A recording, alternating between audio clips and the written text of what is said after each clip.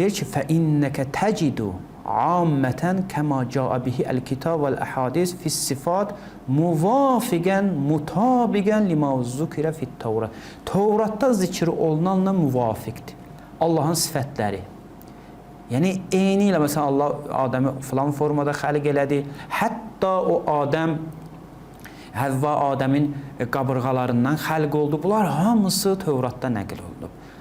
Necə daxil oldu, məsələn, şeytan, iblis cənnətdə və hamısını orada gətirir və bunlar da olduğu kimi qəbul edirlər. Əli sifətini, ayaq sifətini, üz sifətini, göz sifətini, hətta 2 dənə gözü də qəbul edirlər ki, Allahın 2 dənə gözü var. Və qəd qulna qəblə zalik innə hada kulləhu mimma yəmtənu fil adət təvafuqul muxabirinə bih. Yəni, bunun məqsədi, əlbəttə, nə üçün bunu gətirir? Bu, bir növ təsdiq edici kimi gətirir. Deyir ki, baxın, yəni, Həzrəti Peyğəmbərdən Həzrəti Musa ki, bir-birlərini görməmişdilər. Amma hər ikisi eyni şeydən xəbər verirlər. Allahın əli var, Allahın üzü var falandır. Deməli, bunlar haqdır. Lakin, biz bilirik ki, Tövrat təhrif olunub.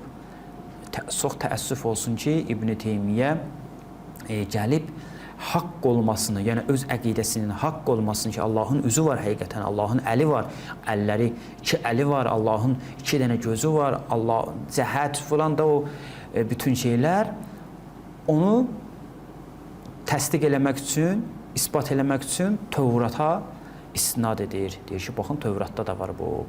Bu o deməkdir ki, Vəhhabilərin və İbn Teymiyyə kimi düşünənlərin etiqadı sifətlər barəsində və xüsusilə Allahın xəbəri sifətlər barəsində Yahudilərdən götürülüb.